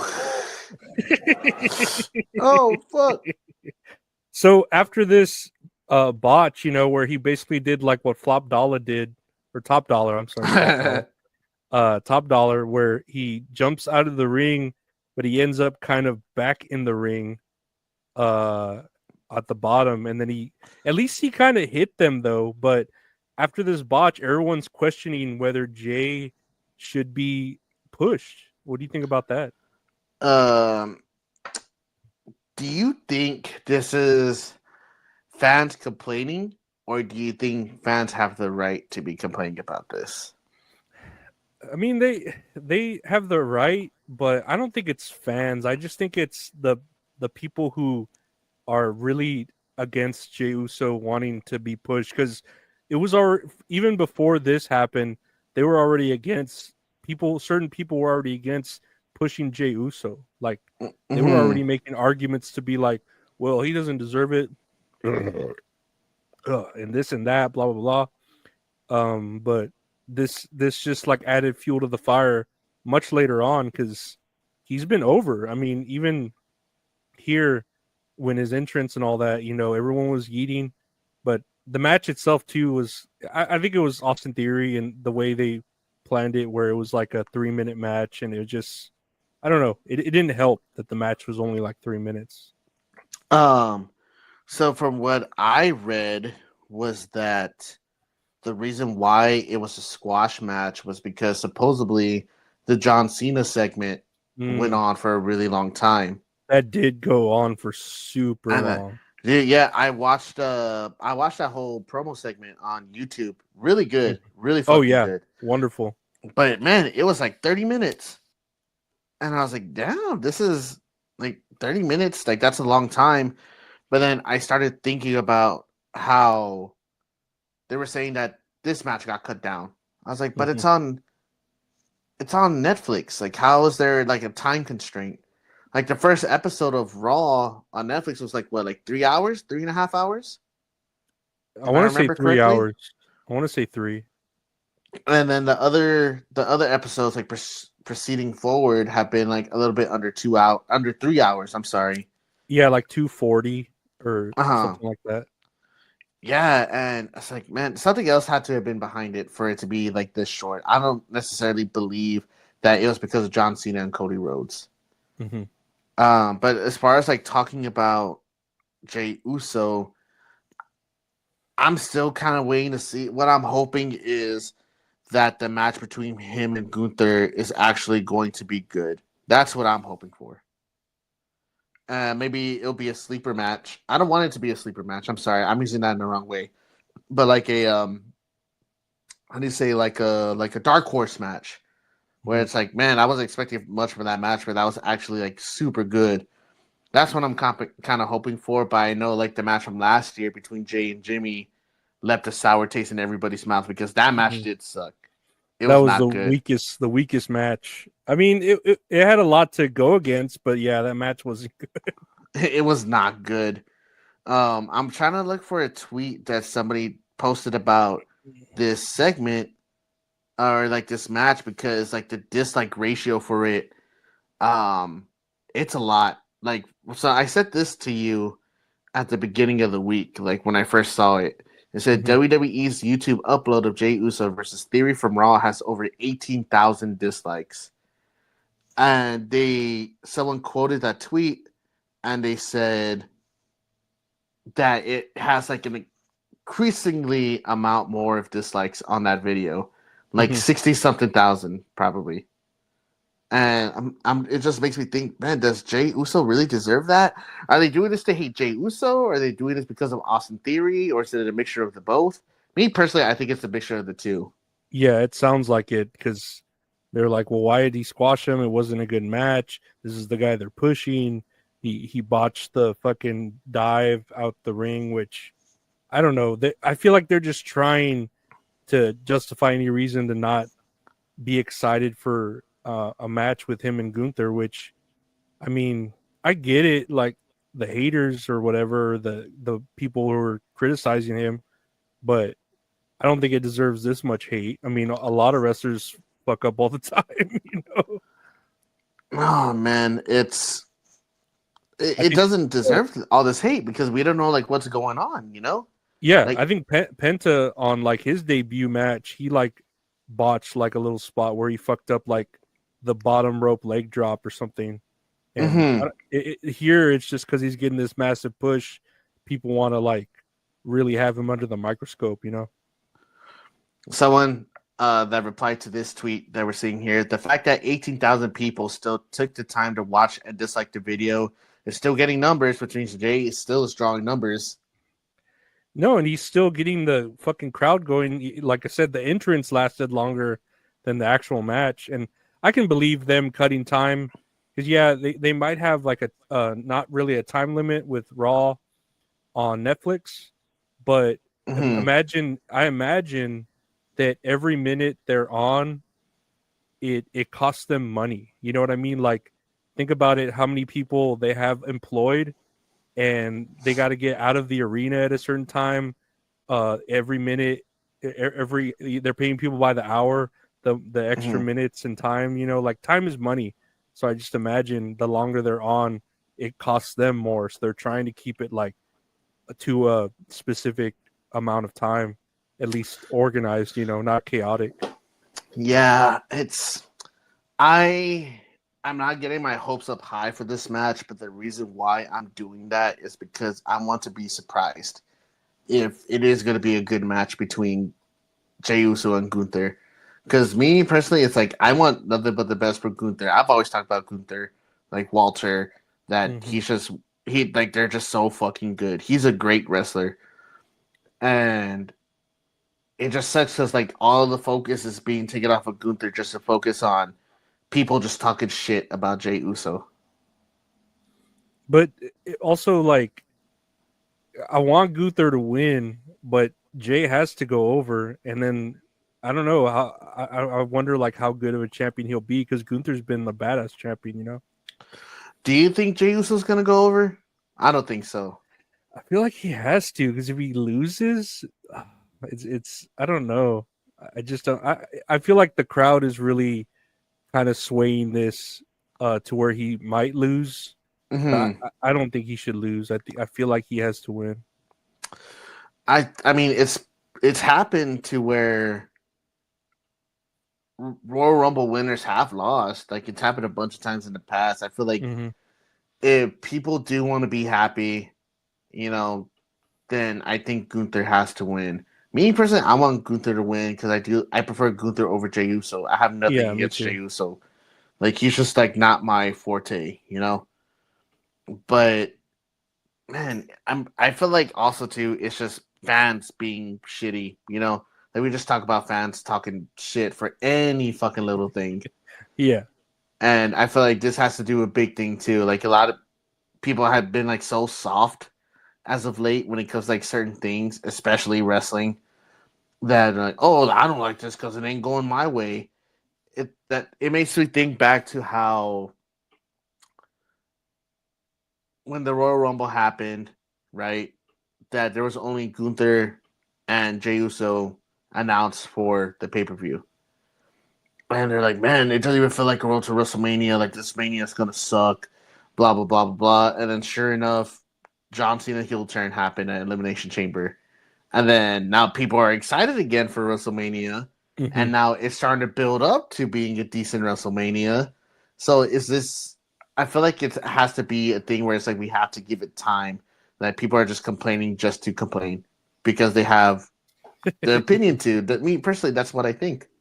No, I think that's a lot of it. People just that's the whole internet. They like to complain. They want to complain about everything and anything they can. That's what gets them heard more. When we like compliment people, it doesn't really resonate as much as like even us as humans. We'll get 10 compliments, and then the one critique we'll hold on to in our heads. Mm-hmm. Yeah, the one bad apple ruins a batch. I tell you, apples. Fucking apples, oranges. I prefer oranges. I prefer apples, I think. Yeah, I prefer. Well, let me tell you why you're wrong. Okay. Please tell me. You threaten my family. It's like I'm already doxing you. Keep yourself safe. That's what I meant to say. Keep yourself safe. That's what water. that means. Can I get some water, please? Water. Next year on the news, let's see. Swerve Strickland says AEW is increasing the value of professional wrestlers in this industry. Sasha Banks had value. Mercedes has more value now because of All Elite Wrestling. Cody had more value because of what AEW was able to do. Same with Punk. Same with Moxley coming to AEW. Ricky Starks to Saints. Mercedes was the one that did big for the women. Now it makes Becky Lynch look like a little maybe. It makes New Day go maybe. Charlotte Flair, I wonder, maybe. So what do you think about Swerve Strickland saying that AEW is increasing the value of professional wrestlers? I agree to a sense because it's like you're getting paid. Like you're getting that bag. I do agree with like Ricky Saints. We always talked about how badass Ricky Starks is. Like, where's Ricky Starks? Where's Ricky Starks? And now finally he got moved to NXT, to WWE, and now he's doing good stuff over there in NXT, which is well deserved because he's fucking badass. There's Penta, and that how big he is over in WWE right now. The biggest example, Cody Rhodes, for sure, 100%. Excuse me. And I feel like eventually, like, it is going to lead to other wrestlers that are hopping over, like maybe Aleister Black. I'm excited for him to come back if he does decide to come back. Miro, I miss Miro 100%. It's like, too, it could be said about the other way around, where I think Swerve himself is doing his best work over there in AEW than what he was doing in WWE. Ricochet, same goes for him. It's like I find him annoying now, but it's like he has character now, and he's getting a lot of people talking, and it's like I do understand that. Jon Moxley as well, because he's obviously the champion, even though we talk shit about him. That he is the champion over there. He's putting on like the main event shows and everything like that. So it does go both ways. Do you think he's taking a knock at Becky Lynch, or do you think he's like just does he have something against Becky Lynch? I don't think so, but I was just like reading that last statement there. It was like, oh, New Day, Charlotte Flair, Becky Lynch.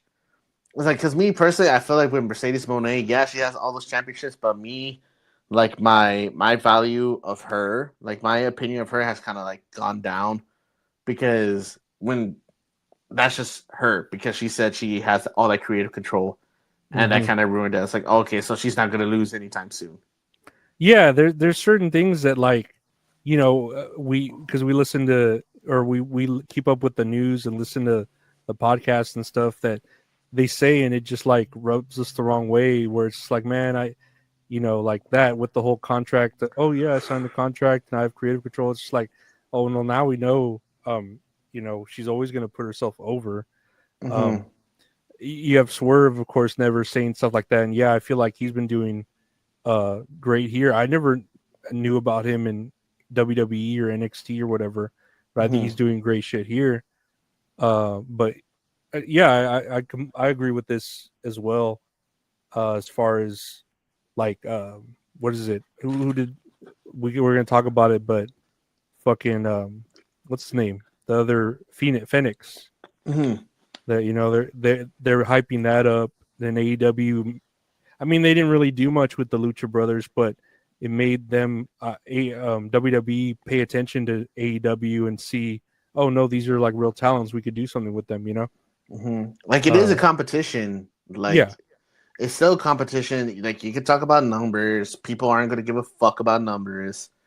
You could talk about who has a bigger fan base, you know, all that stuff. But either way, it's competition. It's good for the wrestlers themselves, you know, like to increase their stock value. It's good with, you know, CM Punk comes back to AEW. He has that fallout, but now he's a big thing in WWE. Moxley leaves, goes over there. He's the main champion over there. Swerve Strickland, like a good anti-hero over there in AEW. They're able to, like, one person goes to another company and they can, like, increase their value and maybe go back, you know? Like, there's always openings for them to do whatever. You're going to be successful in one company or the other. Maybe not both. Like, it is what it is. But it's good that there is this sense of competition to help give them like a little push, like to better themselves as performers.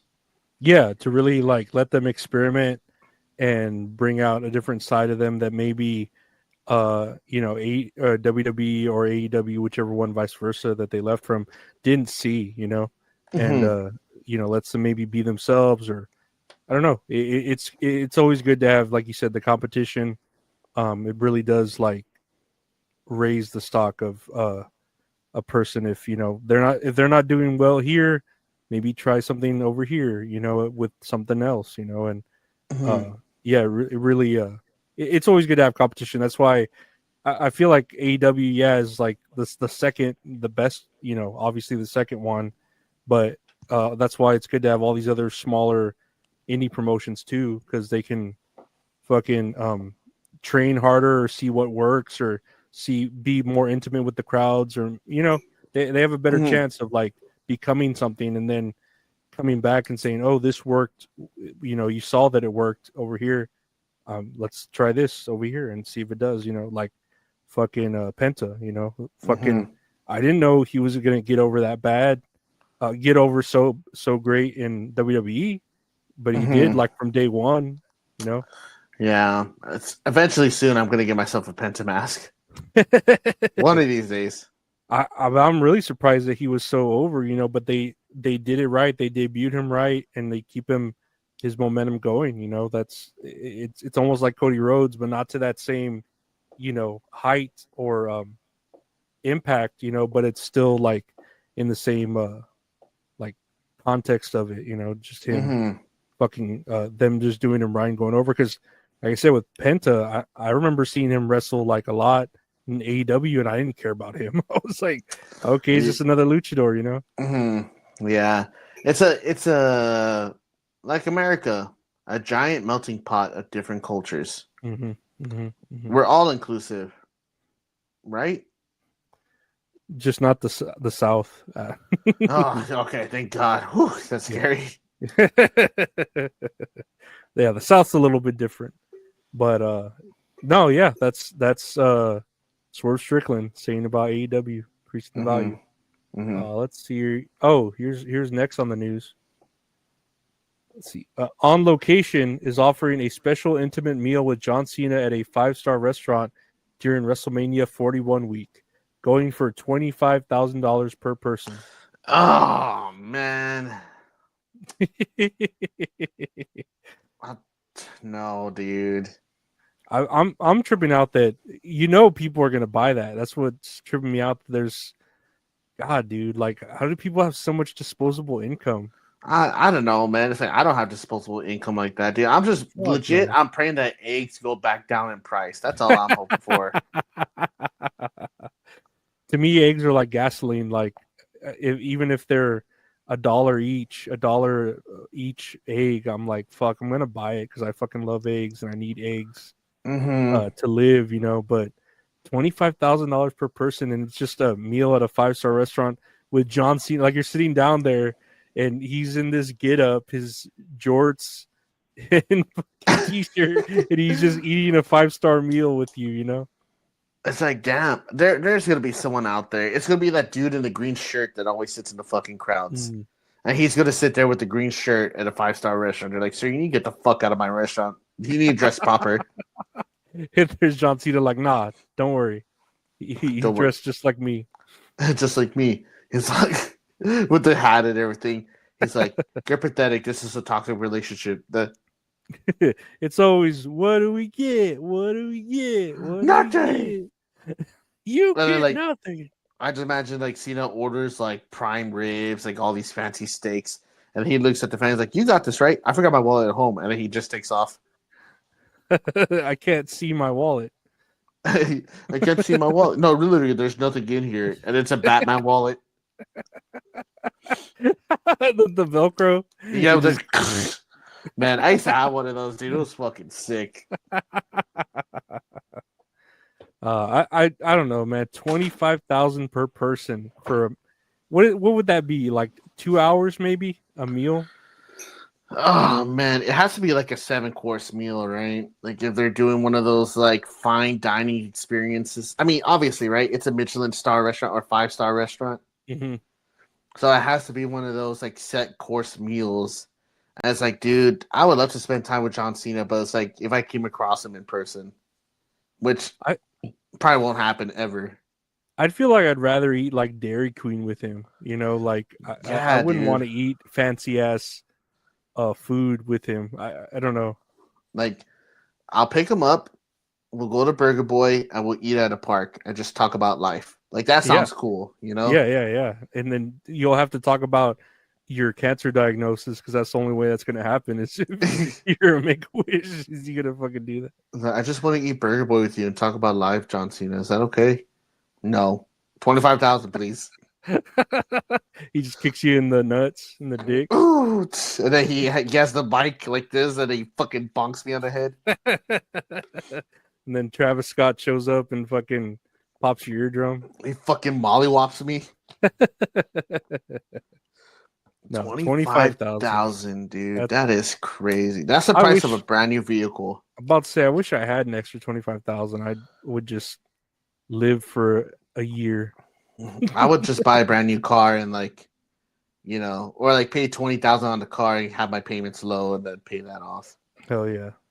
Not a one-time meal with John Cena. That is insane, man. Next year. Oh, is this what is this? Oh, this was the Roast of WrestleMania. We already talked about this. They announced the Roast of WrestleMania. Yeah. Hinchcliffe. I didn't know that's his last name.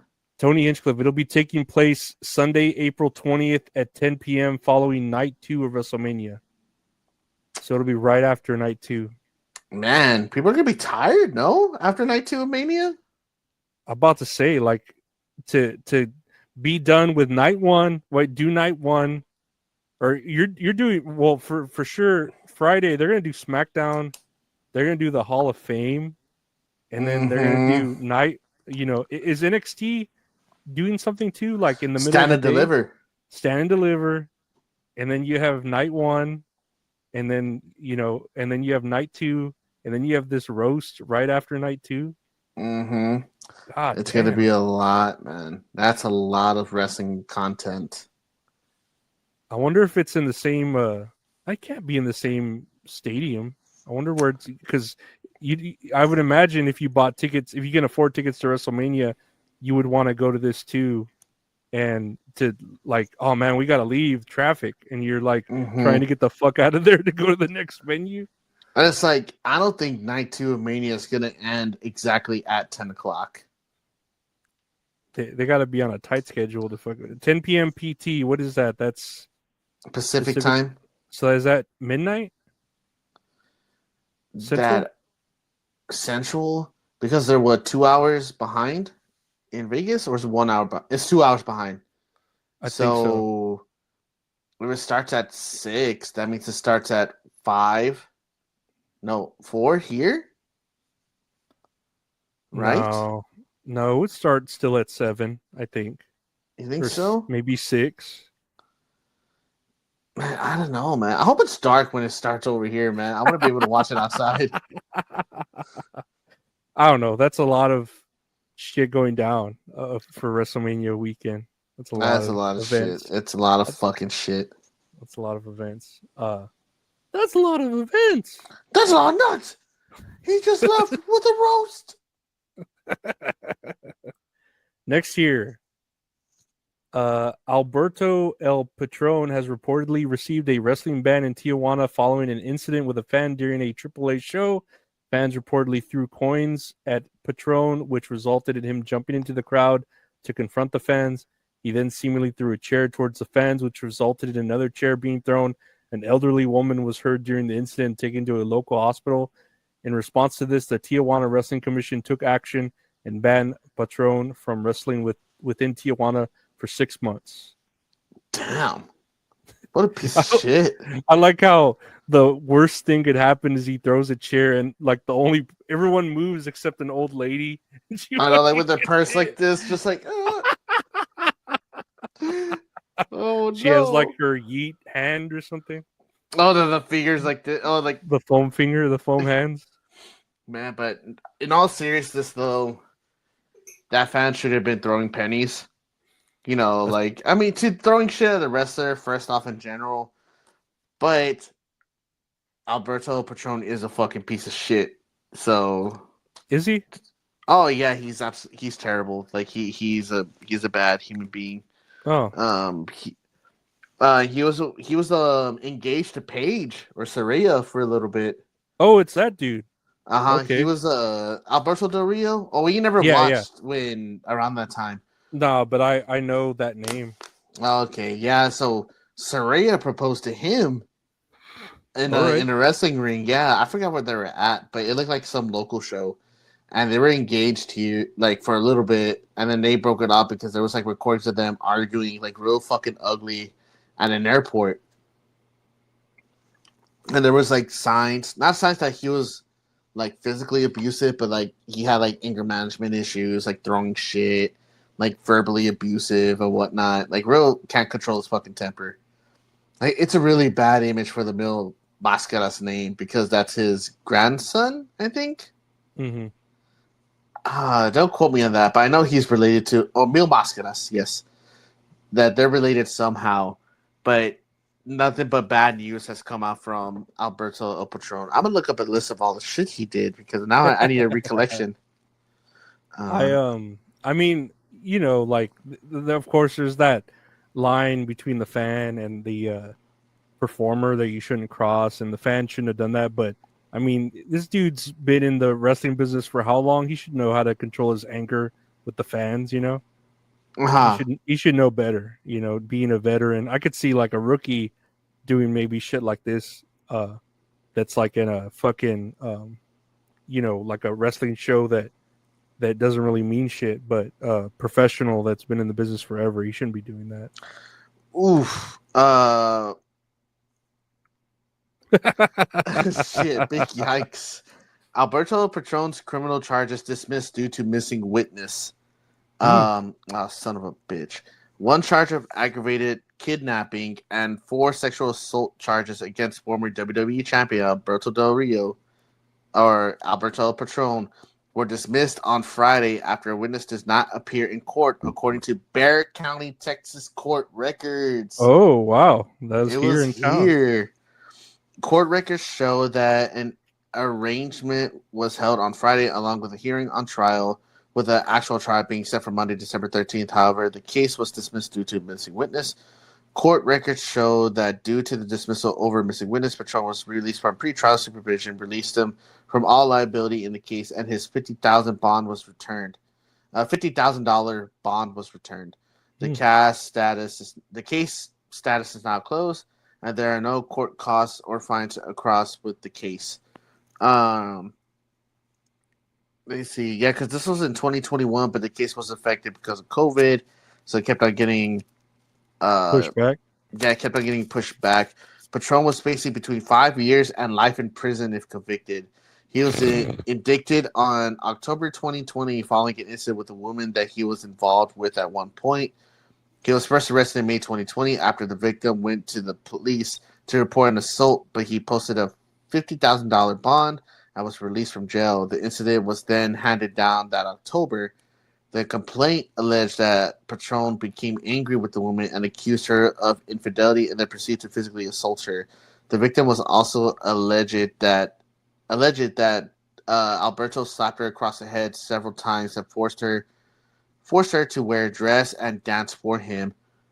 when she did not admit to the when she did not admit to the infidelity, he then allegedly told the victim not to cry because if she did, then he threatened to take her son and drop him in the middle of the road somewhere.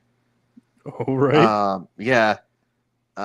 Tying the woman's hands with boxing straps, putting a sock in her mouth, and sexually assaulting her for several hours using various objects. Oh man, yeah, it's a whole lot of shit. I'm laughing at the terrible things that he's done. Yeah, that's terrible. I'm laughing out of not because I agree with them, but because of how awkward this is. It's super awkward. Yeah, that's our coping mechanism with dealing with awkwardness. No, yeah. Terrible person. He was banned from Tijuana, I guess. I mean, 6 months, that's nothing. That is nothing, dude. It's like they should rearrest him. Yeah, that's nothing. 6 months. Okay. Did you know that he had a restaurant here in San Antonio? No, really? Yeah, it's closed down now because the service was shit and the food was mediocre. But I believe my friend Paul, again, shout out to Paul, that he went to this restaurant when it first opened and like a lot of wrestlers were there. He said he didn't get pictures with anybody because he was like, you know, I don't know if he was shy or like just didn't want to bother anybody because it was real busy. Mm-hmm. But he was like, yeah, dude, it's just a bunch of teenagers, waiters and waitresses and stuff, and like they just didn't know how to like, I don't know, it was shitty service. Yeah, they were trained. And the food was decent at best. I was like, oh man, that sucks. So the restaurant shut down some time ago. I tell you, the fucking Trump or Biden. I don't know, one of them. I don't know. Bush? Yeah, Clinton. One of those, man. I don't know. One of those politicians took care of closing those restaurants and removing our jobs. But speaking of politicians, Kane has challenged the governor of Minnesota, Tim Walz, to a wrestling match. Okay. I guess they were doing Let's Dance, the Tennessee Waltz, a wrestling charity event. He's willing to split the gate 50-50 between chosen charities, and he'll donate $10,000. He wants to wrestle Tim Walz. What do you think about politicians wrestling? Dude, I don't know. I don't give a fuck. I don't care about King. I don't care about King. Tim Walz is an old dude, though. Is he? He is, right? Is he even built? No, I don't think so. Is it Tim Walz or Tim Waltz? Tim Walz, I think. Is that him? Yeah, this old dude.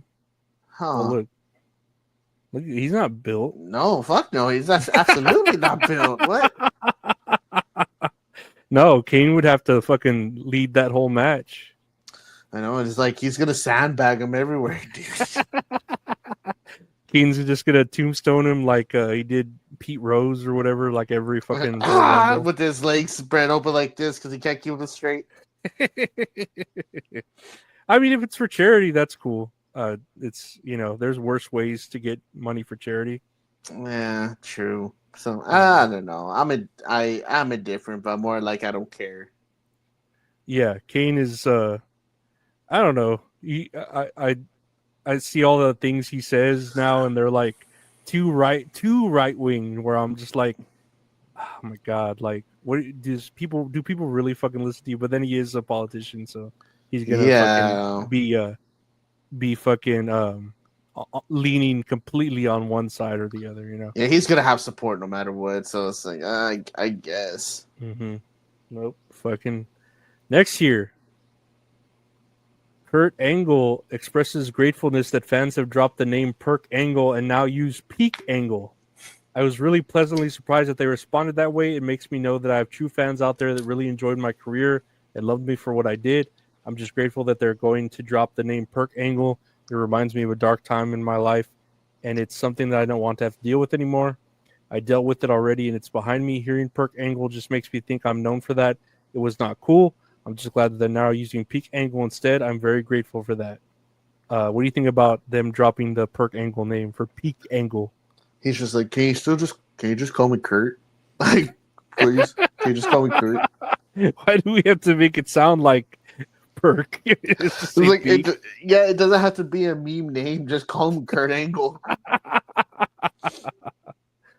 I kind of like the name Perk Angle. To be honest with you, A little bit. he's I perked can up, see, you know.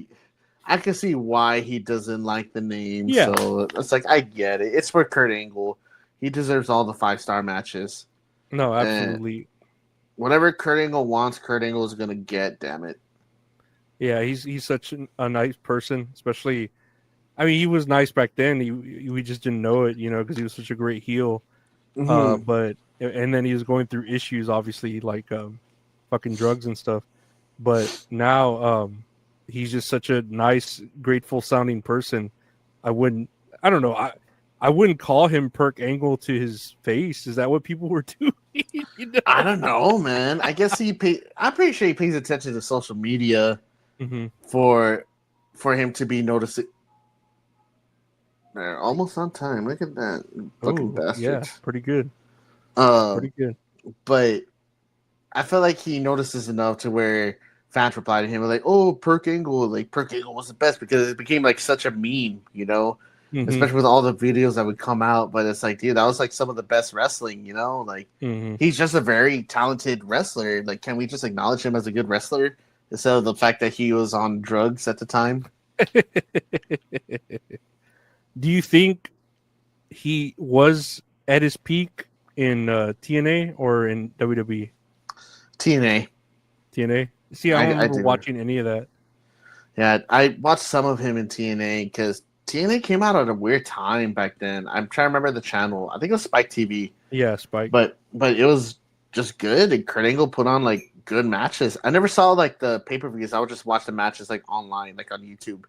And it was good. Like it was really good matches. Excuse me, I'm sorry. No, you're good. And it's just crazy that I think he's had a longer career in TNA than he did in WWE, if I'm correct. Yeah, absolutely. No, way longer. But he's always going to be badass to me. So whatever Kurt Angle wants, Kurt Angle's going to get. Yeah, Peak for sure. Angle, it's not going to be. I'm still calling him Perk Angle. I'm just kidding. I'll just call him, Kurt Angle. We'll just call him Kurt. Yeah, I'll just call him we'll Kurt. just call him his name. What is this? Oh, yeah. Okay, WWE. Speaking of WWE, and WWE was planning to make overtures. They have it already about having Sting induct Lex Luger into the wrestling WWE Hall of Fame. Luger and those close to him did inform WWE that Sting was the preferred choice to induct him. It's worth noting Sting had told people he probably wouldn't be able to do it because it was an AEW deal. What do you think about Sting not being able to induct Lex Luger into the Hall of Fame? It'd be cool if he did induct him to the Hall of Fame. I like Sting no matter what. But I just don't want that to cover up the fact that Lex Luger killed Miss Elizabeth. That's all. Every time I see Lex Luger, I think the torture rack is such a great move. But he killed Miss Elizabeth. I know, dude. It's like he's just like so fragile and little, and it's like, man, just for me to know that, I'm like, oh man, that it's just like a disappointed side. Like, do you think AEW will let Sting do this? I don't know. Tony Khan is pretty petty. Does Sting still have a contract with AEW?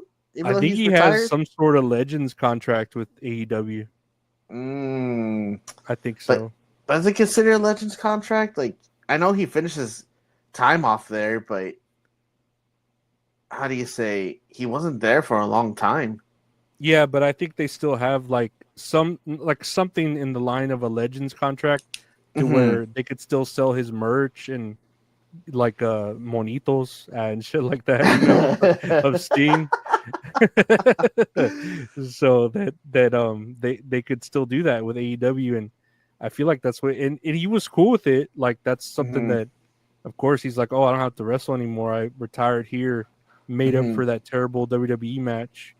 You know, that they retired me on, you know, but I don't know if AEW will let him. Yeah, out of the pettiness, I don't think they will let him induct Lex Luger. I wonder who's going to induct him then. Hulk Hogan. Oh my god, he's gonna get booed like crazy. Oh, dude, I feel like they would do something like that. They're gonna make it Hulk Hogan. It's gonna be a big controversy. I honestly don't know who else could induct. Maybe Ric Flair. I mean, but I don't Oh know. man, that's worse. Hey, they would cheer Ric Flair though. I think so. I think they would cheer Ric Flair, knowing them. Like, woo, woo, woo, Oh woo, yeah, woo, woo, woo woo. woo. They would just woo him. I don't know. I don't know who else besides Sting could induct. Eric Bischoff, maybe. Well, I guess, but I think Yeah. Sting would, or DDP. DDP. Oh, DDP was a yeah. good one. DDP. Sting first, DDP second. Yeah, and then maybe Eric Bischoff. Maybe Ric Flair. Next year, we were talking about that spot, the Jon Moxley spot. Oh Let's see if we man. can watch. So I don't want to play a lot of it. I'll show. I'll just show how it looks here. Oh But- my god. A spot on AEW Dynamite that had Adam Copeland suplex Jon Moxley onto a board with nails on it that he calls Spike, I believe, and suplexed him directly on it. And that, what we're looking at now, to the listeners of the podcast, is the board with nails stuck in Jon Moxley's back. Like, it impaled him, like quite literally. And everyone's saying, "Oh, this is just deathmatch shit. This shouldn't be in wrestling. This is just horrible. This is all Jon Moxley knows how to do." I know you're the resident Jon Moxley fan. What do you think about this spot? How do you feel about it? There has to be a difference between street fight and deathmatch, right? Right? I mean, yeah, you could say this was a street fight. I think a weapon like this would be at a street fight. I could believe that.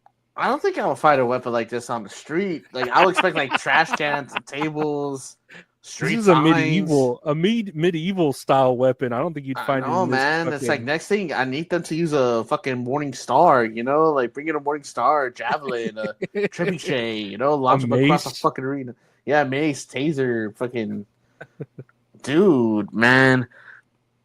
I saw this on Twitter, and dude, my jaw just dropped. Like I can't believe, and it looked so bad Mhm. with them trying to take it out. Can you fast forward like to them like trying to take it out? I really hope this doesn't get exited off of the podcast. Oh my god, dude. And like Moxley is sitting up like on his knees, like trying to get up, and this 2x4 is sticking to his back, like, but it's falling off and it's just pulling on his skin. Oh, I Like, don't have the clip of Wheeler Yuta. I don't have the clip of that where Wheeler Yuta's trying man. to pull it out. Hold on, But I let me see. remember- Yes, I'm gonna try to find that clip and then I'll send it to you. That maybe you could put it on here. Yeah. But what did you think about this spot? I mean, they did it. I'll say, like, you know, it was kind of teasing it, not teasing him being dropped on it, but Copeland was quite literally teasing putting the board, you know, hitting him with it. So I thought he was maybe going to hit him in the head and give him like color or something. But for them to do a spot where like he suplexes him directly on it, on his spine, on his fucking back, you know, like that's just too much. That dude There's- is. There's too many variables in that to where like you could hit a spinal, something on your spine. You could hit a nerve. I don't know. There's that's painful, you know. It is. Híjole, no, I found pictures of Wheeler Yuta like trying to take it out. I just sent it to you. It's just pictures that Wheeler Yuta is trying to help him fucking like remove these spikes out of his fucking back, man. It makes me think of that syringe spot between Hangman and Swerve in that cage match. It makes me think of that. It's like, dude, I understand. It's it's a fucking lights out cage match. Like, you don't, why are these items underneath the ring? Like, that's my thing. Like, or like the broken glass. It's like, I understand, like, man, I'm trying to find a way around it because I really don't care for fucking death matches. I don't. But it makes me think about like the Hollywood ending match. You know, they did the punching one with the glass and the duct tape. I'm just like, I understand. I guess I get it. Like, I know people really like that, but I'm just like, dude, I don't fucking care for that. This is the point where it's like, what is too much? And I feel like this was too much. It is too much, man. And like, look at that guy's face in the back, the front row. They got it in the comments right here. Hold on, dude. Man, and then like they're just trying to like pull out this 2x4, and it's pulling on his fucking skin, and he's just bleeding profusely. And it's like, I agree with you, like that could stab one of his fucking sciatic nerves and fuck him up for a long time. No, for real. It's like, it makes me wonder how deep that had to have gone in. Well, there was like stuck like that when they pulled it out. I mean, I don't have really of them pulling it out or when it was pulled out, but there were like holes. Like you could already see sort of there, like holes, like piercings, like holes. Oh my god, dude! And I know this is Moxley like agreeing with, or like, yeah. Do you think it's him like throwing ideas out, and Tony Khan doesn't want to tell him no, so they do it? I feel like it's both him and Adam Copeland, and Tony Khan's like, sure, fuck it, let's do it. Yeah, dude, that's great. Copeland barely took anything in this match. Do you remember that? Yeah, all he took was just a choke at the end. Really, he's you could tell they're like protecting him, even from like chair shots and shit like that. It's like, I hope Moxley choked the fucking shit out of him if he's gonna drop his back on spikes. That's the least he could do. It's like, I guess you're trying to make it real, but man, dude, it's entertainment. I get it, but like, these are people's lives, man. It's like, you don't have to put yourself through that shit to make it entertaining. It's like, if this, I guess they had to do it on regular cable television because like they already had all those other matches with weapons on, what was it? The last one, Full Gear? No, Revolution. They had it there, Revolution, like, the Hollywood ending match, the cage match. It was just too many spots with violence and blood. Yeah, like it was a lot. But dude, this didn't have to happen. It didn't. No, this was just gross. That's the way I can describe it. It was just like that. Nasty. Like even me, I'm used to seeing like gory stuff. You know what I mean? And even this, it was like, oh, like it didn't need to.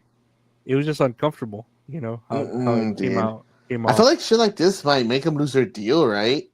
I feel like this is something they could refer back to and be like, look, we can't have this on. There are kids in the audience. Like, why are you doing this? Yeah, it's like, dude, you're gonna introduce them to like this violent, super violent stuff. Like, it's easy access for people to go and watch this, especially kids. Yeah, no, this is, I don't know. It was just one of those spots where they're gonna do too much, and yeah, they did too much. Dude, it was. Oh my god, I really don't know what else to say. That spot. Let's see. Next here. From Saraya, I'm letting people beat me left, right, and center. I was on a losing streak, but I just wanted people to get their rub. I want to uplift everybody. I'm not going to be in wrestling forever. I'm coming to the end of it, and it's very soon. I don't want to go out being like I need to be. I don't want to go out being like I need to be on top. From Saraya. So, what do you think about her giving the rub to other wrestlers? That's good, man. That's what you need more. Like, I think I saw like a podcast clip on TikTok where she was talking about that she's not going to wrestle forever because of like her back or like her neck, and just for her to be able to continue wrestling, like that's what she wants to do, is to give the rub off to other wrestlers so that way they could be, their stock could be shot up. It's like I wish Mercedes Moné was the same way. No, she's probably gonna wrestle forever, fight forever. No, Saraya. I mean, that's cool. I hope she's not really that much of a name though now. Like she shows up and it's just like, oh yeah, that dude Xavier Woods, that chick Xavier Oh Woods. my god. No, I don't know. I have nothing against her. She's pretty. I don't know if she's that great a wrestler, but she's pretty. She's pretty good. I like her as a wrestler, but it just sucks because they brought her back to wrestling and it was like such a big deal. And then just for her to be there, you know? Mm-hmm. Yeah, I'm glad she has that mindset though to like being like unselfish, you know. Like we hear like how Copeland, like the rumors that Copeland doesn't want to like give the rough off to anybody. That's why he's in main event spots, not doing spots and stuff. But it's good to hear something different coming from someone who's been in the game longer, that's willing to push other people that she works with. That's true. No, I can commend that as well. Finally on the news, Ray Fenix is officially signed to WWE. The plan as of now is to debut him on the Smackdown brand, though it hasn't been said when Fenix was getting his medicals done in recent weeks via Fightful Espanol. Man, can you believe they're already doing vignettes for him? That's crazy. I saw that one and I was just like, I wasn't hyped because we already knew it was like coming, but I just wonder like what they're gonna do. They're gonna pair them up because that'd be cool, but Penta's doing great by himself.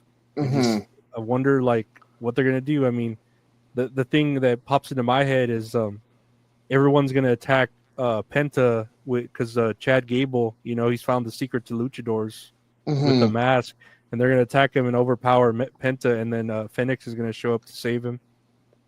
Man, I feel like what they should do is like make them big, like single stars, and then once their popularity is like at their peak, they become a tag team again, and then join the tag team division. Just carry it on their back because, dude, they're just a great tag team. They're good. They're gonna like.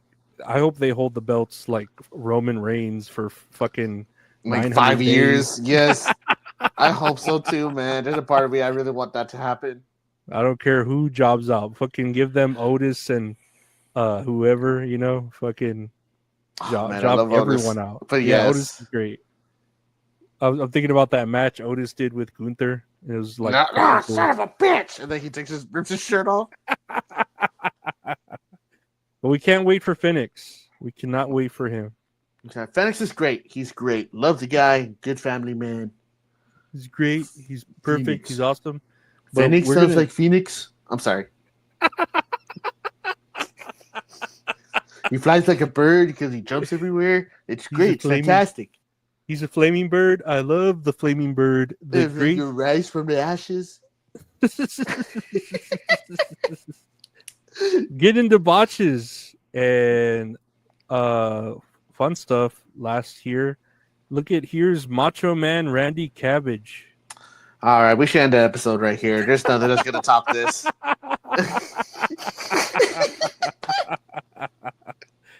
Yeah, I thought that was pretty funny when I saw that on a random fucking post.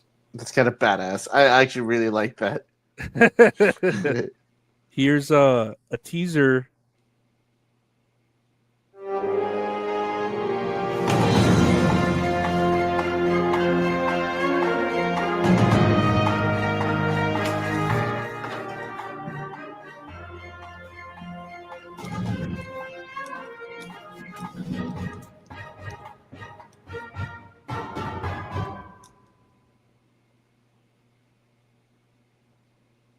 Say his name. Oh my god. Years, I believe in Joe Hendry. So that's a teaser. What, is this real? Yeah, this is real. Joe Henry's gonna be in PUBG. That's actually sick. I really like that. That's good for him, dude. That was so random. I saw Joe Henry tweet that out. Oh, this is from his account, dude. I wasn't even seeing who posted this, man. I was just looking at the video. Yeah, no, Joe Henry's gonna be in PUBG. That's the most random collab I could think of. Like, Dude, what? that's actually kind of sick. I actually like that for him. Good for him, man. That makes me so happy. I haven't played PUBG, and I played it like when it first came out. Never on the played it, but I know console. it still has a big fan base. PUBG. Oh yeah, I think mobile and PC users still play it. But I was just like, this is fucking crazy that they're actually partnering with, I mean, he's a TNA champion. That's cool. But then it's just random. It's like, okay, cool.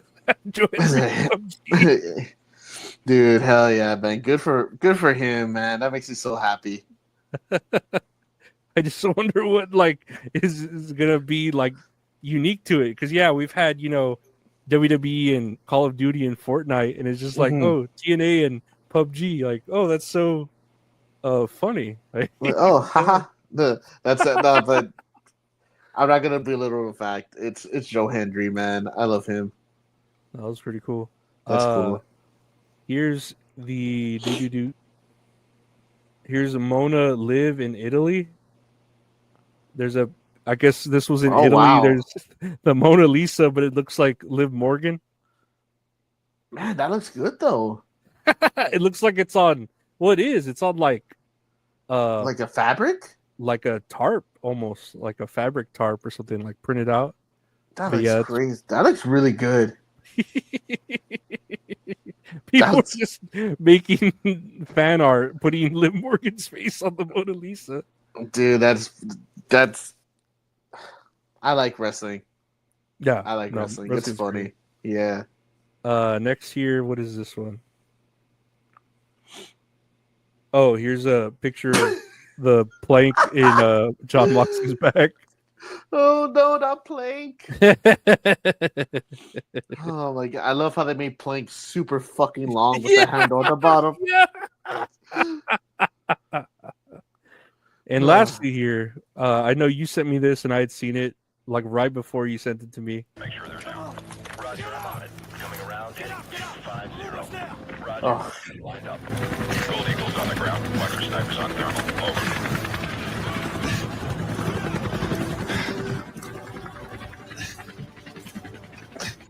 You have the DSF. We got it, sir. Good. That's one less loose end. No!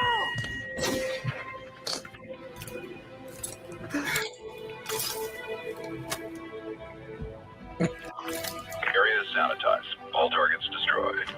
Solid copy. No movement detected. 2-6 going into hunt.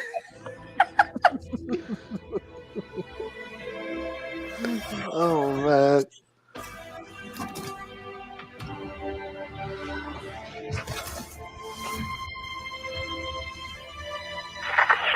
Cody, come in! This is Triple H. You're under attack. All the crybabies are crying. Get back in. Why are you going into business for yourself? You're supposed to sell shirts. God damn it! What about the Make-A-Wish kids? God damn it! Rocky, you're taking liberties. Damn you, Rock! So stupid, man. He's doing the goosebump thing. Yeah, he's doing the goosebump thing. Oh no. Oh shit. So everyone just listening, that was like the Call of Duty storyline where you get betrayed by your sergeant or whatever, and it was John Cena betraying you and Cody Rhodes, and there's The Rock doing the goosebumps tap on his arm, and Travis Scott beating you up. It's Modern Warfare 2, 2009, when you get betrayed in the game. I know a lot of people know about that.